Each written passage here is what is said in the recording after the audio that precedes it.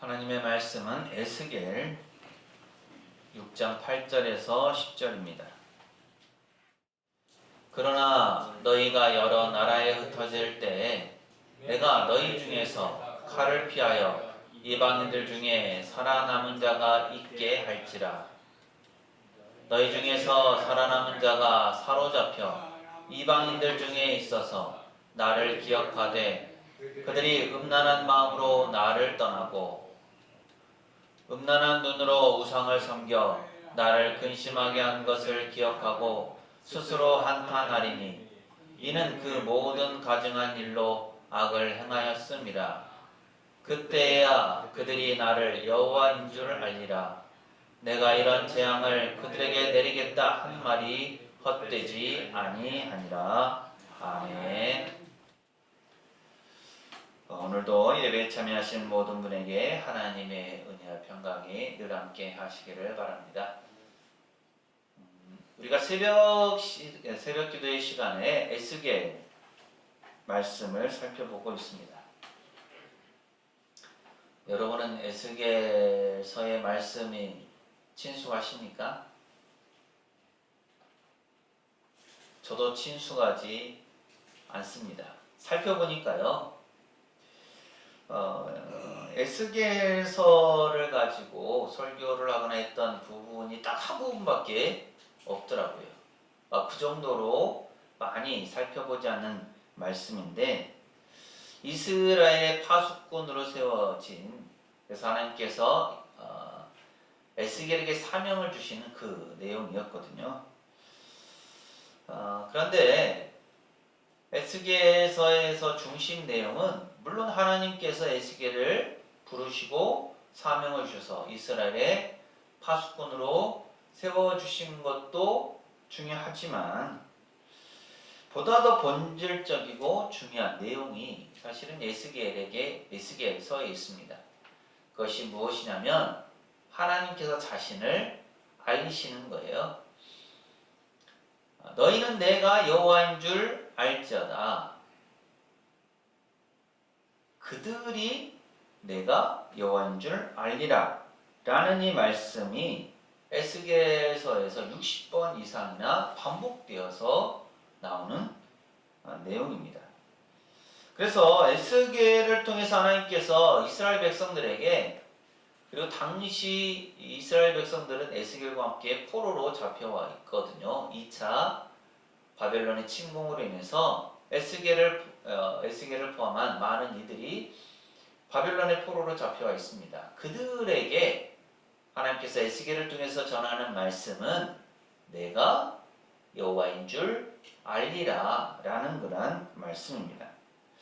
그런 의미에서 에스겔서의 중심이 되는 이 내용, 자신을 알리시는 하나님에 관해서 오늘 본문 말씀을 중심으로 해서 살펴보려고 합니다. 우리 앞뒤 좌우에 계신 분들하고 이렇게 인사하실까요? 나를 깨우치는 하나님을 더 알아갑시다. 나를 깨우치는 하나님을 더 알아갑시다. 한 번 더 하시죠. 내가 만난 하나님을 알립시다. 내가 만난 하나님을 알립시다. 그 스위스의 작은 마을에 한 유명한 시계 장인이 있었어요. 그는 정교하고 아름다운 시계를 만드는 것으로 명성이 자자했죠. 그런데 어느 날 그의 가장 소중한 시계 중 하나가 고장이 나버렸습니다. 시계는 더 이상 정확한 시간을 가리킬 수가 없게 되었고, 그 아름다움에도 불구하고 무용지물이 되어버렸죠. 장인이 이 시계를 고치려고 했지만 부품이 너무나 낡아서 수리하기가 쉽지 않았습니다. 마을 사람들은 이제 그 시계는 끝이라고, 더 이상 쓸모가 없게 될 것이라고 생각했죠. 하지만 장인은 포기하지 않았습니다. 그는 오랜 시간과 노력을 들여서 이 낡은 부품들을 새 것으로 교체하였고 정성껏 시계를 다시 조립했습니다. 마침내 시계는 다시 정확하게 움직이기 시작했고 이전보다 더 아름답게 빛났습니다. 그리고 이 시계는 장인의 기술과 끈기를 보여주는 살아있는 증거가 되었습니다. 오늘 우리가 살펴볼 에스겔 말씀 속에 이스라엘 백성들도 이 고장난 시계와 같았습니다. 그들은 하나님의 백성으로서 세상을 향해 하나님의 영광과 시간, 즉 하나님의 섭리를 보여주어야 할 그런 사명이 있었지만 우상 숭배와 죄악으로 인해서 영적으로 고장이 나 버렸습니다. 그들의 삶은 더 이상 하나님을 온전히 드러내지 못했습니다. 하지만 이 시계 장인이 고장난 시계를 포기하지 않았듯이 하나님께서는 이스라엘 백성들을 완전히 버리지 않으셨습니다. 오히려 그들을 심판하시면서도 그 심판을 통해 그들이 누구를 섬겨야 하는지, 누가 참된 하나님이신지를 깨닫게 하시고 나아가 세상에 하나님을 알리는 도구로 삼겠다라는 놀라운 계획을 가지고 계셨죠. 에스겔 6장 8절은 이렇게 말씀합니다. 함께 읽습니다. 시작. 그러나 너희가 여러 나라에 흩어질 때 내가 너희 중에서 칼을 피하여 이방인들 중에 살아남은 자가 있게 할지라. 아멘. 하나님은 이스라엘의 죄악에 대해서 엄중한 심판을 말씀하시죠. 그들은 우상 숭배와 온갖 죄악으로 인해서 하나님을 경노하게 했고 그 결과 칼, 기근, 전염병이라는 엄청난 재앙을 경험하게 됩니다. 하지만 이 준엄한 심판의 메시지 한가운데 놀랍고도 은혜로운 한 단어가 등장하죠. 그것은 바로 살아남은 자입니다. 하나님께서는 이스라엘 전체를 완전히 멸망시키지 않으시고 그들 중에 일부를 남은 자로 보존하시겠다라고 하시죠. 이 남은 자들은 칼을 피해서 살아남아 이방 나라들 가운데 흩어질 것입니다. 이것은 마치 거대한 산불이 숲을 휩쓸고 지나간 후에 모든 것이 다 타버린 것처럼 보이지만 자세히 보면 미처 다 타지 않고 살아남은 작은 씨앗이나 어린 나무들이 남아있는 것과 같습니다.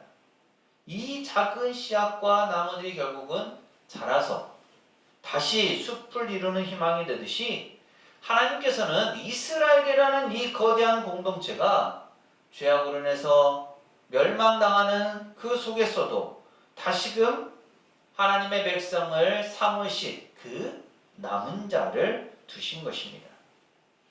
이러한 하나님의 역사는 성경의 곳곳에서 우리가 찾아볼 수 있습니다. 노아의 홍수 때에 하나님은 의인 노아와 그의 가족을 방주에 남겨두셨죠. 또 소돔과 고모라의 심판 때에는 롯과 그의 두 딸을 구원하셨습니다. 또한 엘리야 시대 때에는 바알에게 무릎 꿇지 않은 7,000명을 남겨두셨습니다.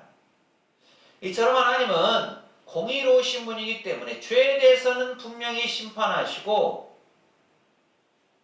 그들의 죄에 대해서 벌을 내리시지만 동시에 그분은 긍휼과 자비하심이 한없이 크신 분이시다라는 것을 보여줍니다. 아무리 이스라엘이 타락하고 죄악에 물들었을지라도 하나님은 그들과 연약을 기억하시면서 그들을 완전히 멸하지 않으시는 겁니다. 오히려 그들을 보존하셔서 장차 그들을 통해서 하나님의 구원 계획을 이루고자 하는 것이죠. 우리도 그렇습니다. 오늘 우리가 이 자리에 나와서 예배하며 살아갈 수 있는 것 자체가 하나님의 은혜로 말미암은 남은 자이기 때문임을 기억하시기 바랍니다. 이 사실을 깨달을 때 우리는 절망 속에서도 소망을 발견하고 하나님의 변함없는 사랑과 신실하심을 더욱 깊이 신뢰할 수 있습니다. 에스겔 6장 9절은 이렇게 말씀합니다. 함께 읽습니다. 시작.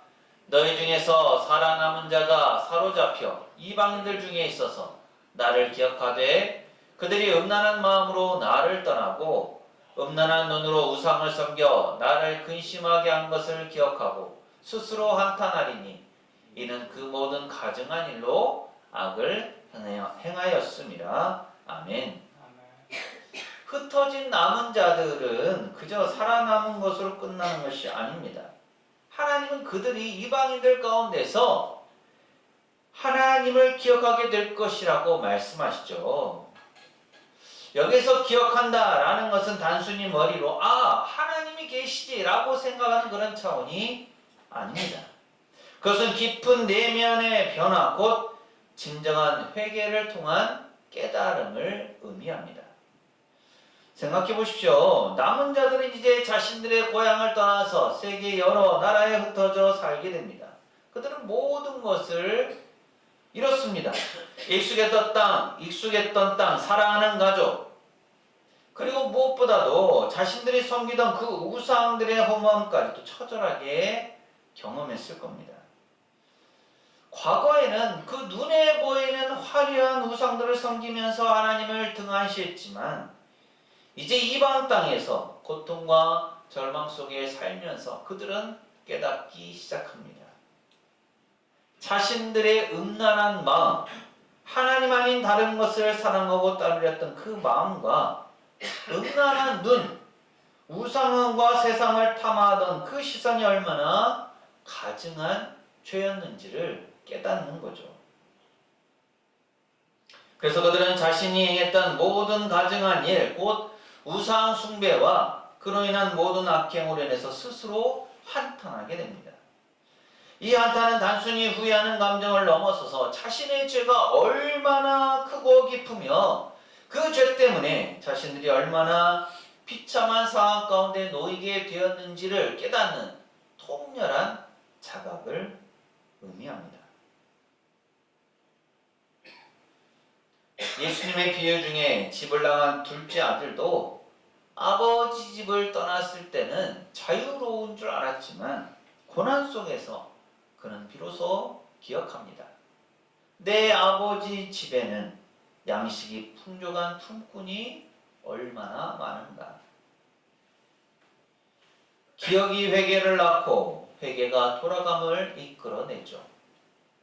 이 아들의 기억이 결국은 아버지 집으로 돌아오는 계기를 만들게 됩니다. 우리의 삶도 이와 크게 다르지 않습니다. 평안할 때는 세상의 유혹에 빠져서 하나님을 멀리하고 자신의 뜻대로 살아가기가 쉽습니다.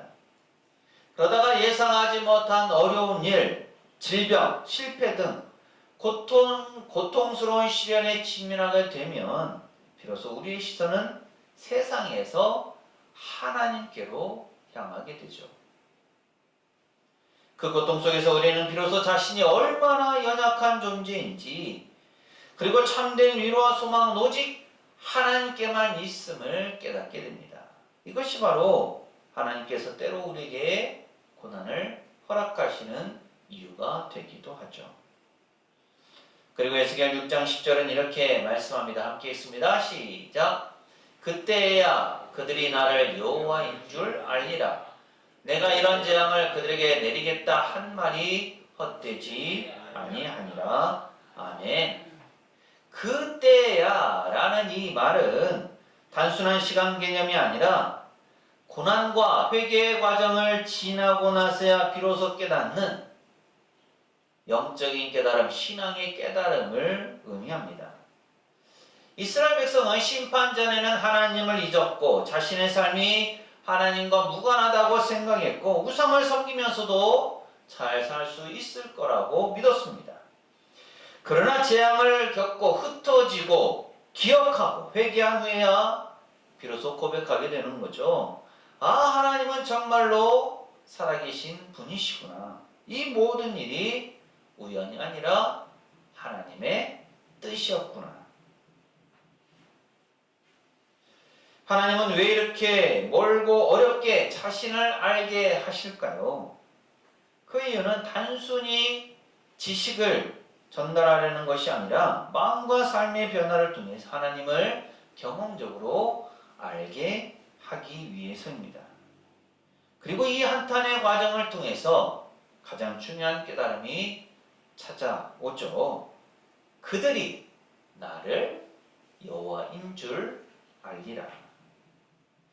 여기서 여호와는 단순히 하나님의 이름이 아니라 스스로 존재하면서 언약을 지키시는 분, 전능하신 창조주의자, 유일한 구원자이심을 나타내는 칭호입니다.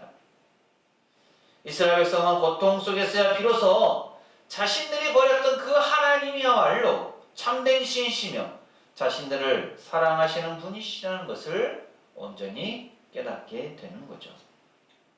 즉 하나님의 심판은 이스라엘을 영원히 멸망시키기 위한 것이 아니라 이스라엘이 하나님을 떠났을 때 비참함을 깨닫고 다시 하나님께로 돌아와서 그분이 참된 구호자이시며 유일한 소망이심을 알게 하는 도구입니다.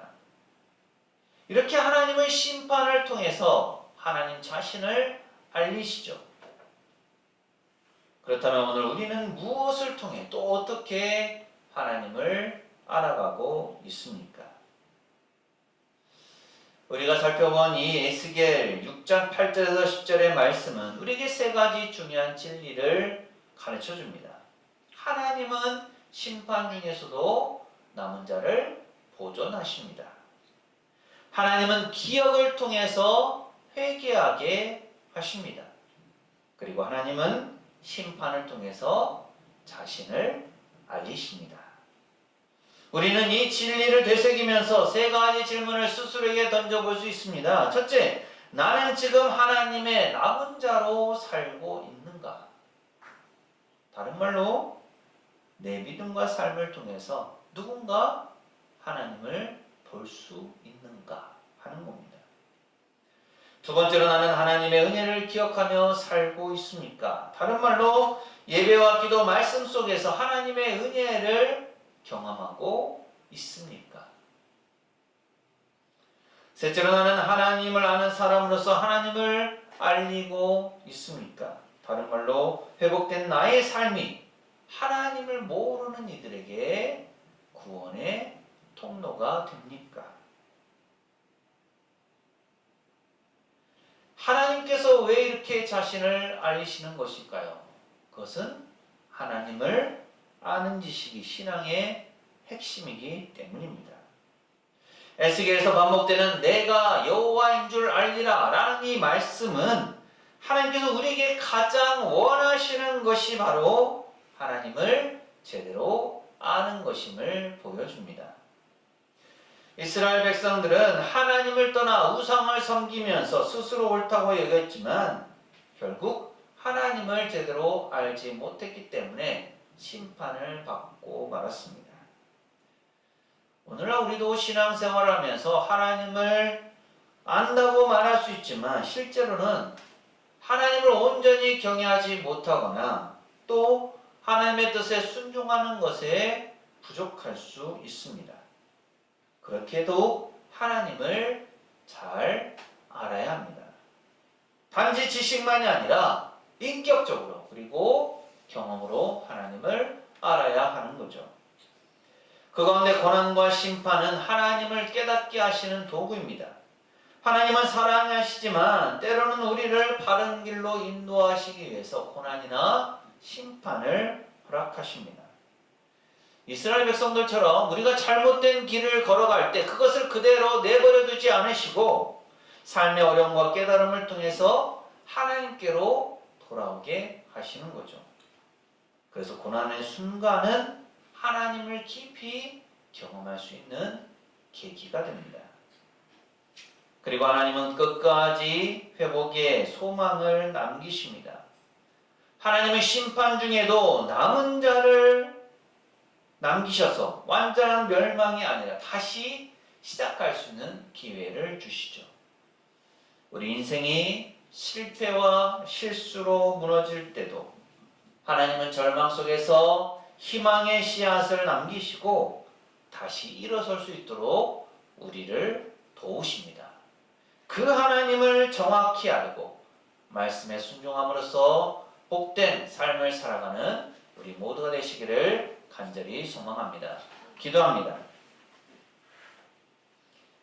사랑의 하나님, 저희를 향한 심판 중에도 끝까지 포기하지 않으시고 남은 자로 살려주시며 회개의 자리로 이끄시는 주님의 은혜에 감사드립니다.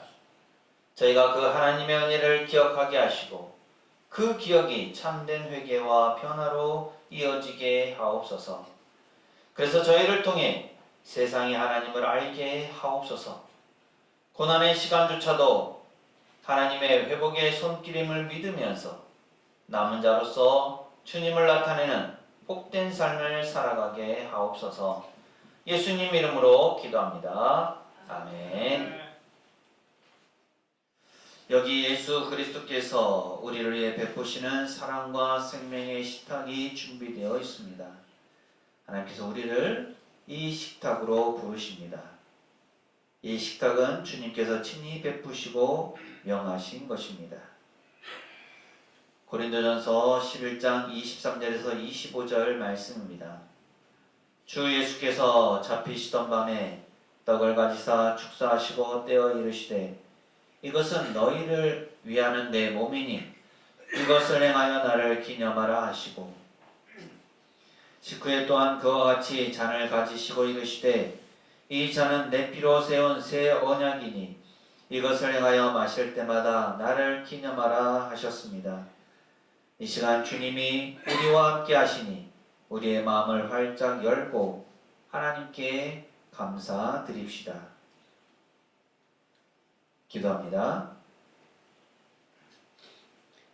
모든 생명의 근원이신 하나님, 저희를 지으시고 이 땅에 또 우주에 속한 모든 것을 만드신 하나님께 감사와 찬양을 드림이 마땅한 일이며 또한 저희의 최고의 기쁨입니다.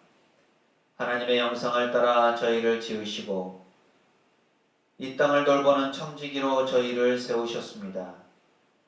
저희가 불순종하여 맡기신 사명을 온전히 감당하지 못했음에도 불구하고 하나님은 저희를 변함없이 사랑해 주시고 저희를 구원하시려고 이 땅에 예수 그리스도를 보내주셨습니다.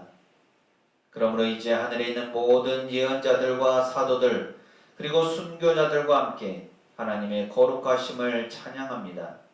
높은 곳에 계신 전능하신 하나님께 찬양을 돌립니다. 이 시간 우리 주 예수 그리스도에게도 감사와 찬양을 돌립니다. 친히 인간이 되셔서 이 땅의 사람들과 함께 거하시며 가난한 자, 병든 자, 억눌리고 소외된 자, 외롭고 고독한 자들의 벗이 되시고 그들에게 화해와 평화의 복음을 선포하시며 참 자유를 주셨습니다. 예수 그리스도 안에서 행하신 하나님의 구원의 역사들을 기억하며 주님의 피조물로 빚은 이 떡과 포도즙을 가져왔습니다. 저희의 죄를 대신하여 죽으시고 부활하신 것에 감사를 드리고 다시 오실 것을 기쁨으로 고대하며 주님을 기념합니다. 은혜로우신 하나님, 저희에게 그리고 하나님의 선물인 이 떡과 포도즙 위에 거룩한 성령을 부어 주옵소서. 성령으로 이 떡과 잔에 참여하는 것이 그리스도의 몸과 피에 참여하는 것이 되게 하옵소서. 성령으로 저희를 부활하신 그리스도와 하나 되게 하시고 이 식탁에 참여하는 자들과 또한 주님의 나라와 의를 위해 일하는 이 땅의 모든 사람들과도 연결되게 하옵소서. 또한 이 떡을 먹은 우리가 세상으로 나아가 예수 그리스도의 생명을 전하는 또 다른 주님의 몸이 되게 하옵소서. 하늘과 땅의 모든 교회들과 한 마음이 되어 기도하오니 하나님의 뜻이 저희와 이 땅 위에서 온전히 이루어지게 하옵소서. 모든 믿는 자들이 부활하신 그리스도와 함께 천국 잔치의 기쁨으로 참여할 때까지 저희를 지켜주시며 맡겨진 사명에 충실하게 하옵소서. 그리스도를 통하여 그리스도와 함께 그리스도 안에서 그리고 거룩한 성령 안에서 모든 영광과 존귀가 전능하신 하나님께 지금부터 영원토록 있사옵나이다. 아멘. 예수께서 나는 생명의 떡이라고 말씀하셨습니다. 또한 이것은 우리를 위한 생명의 음료입니다. 예수님의 살과 피에 참여하는 우리 모두는 한 몸, 한 가족입니다. 하나님의 자녀인 성도 여러분, 하나님께서 우리에게 주신 이 선물에 참여합시다. 그리스도의 몸과 그리스도의 피, 우리를 위하신 그리스도의 몸과 피입니다. 우리를 위하신 그리스도의 몸과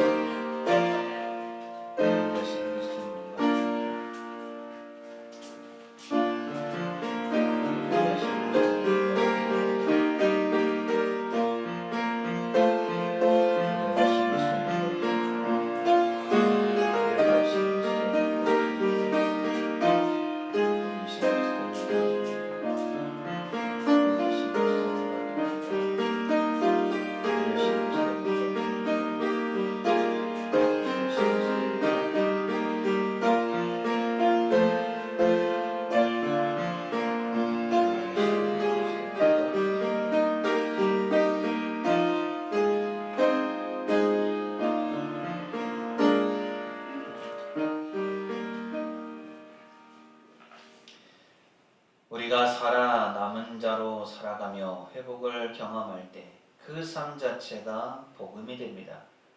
그리고 세상은 그런 우리를 통해 하나님을 봅니다. 사랑하는 세상교회 교우 여러분, 이 말씀을 품고 세상으로 나가십시오. 하나님께서 우리와 함께 하십니다.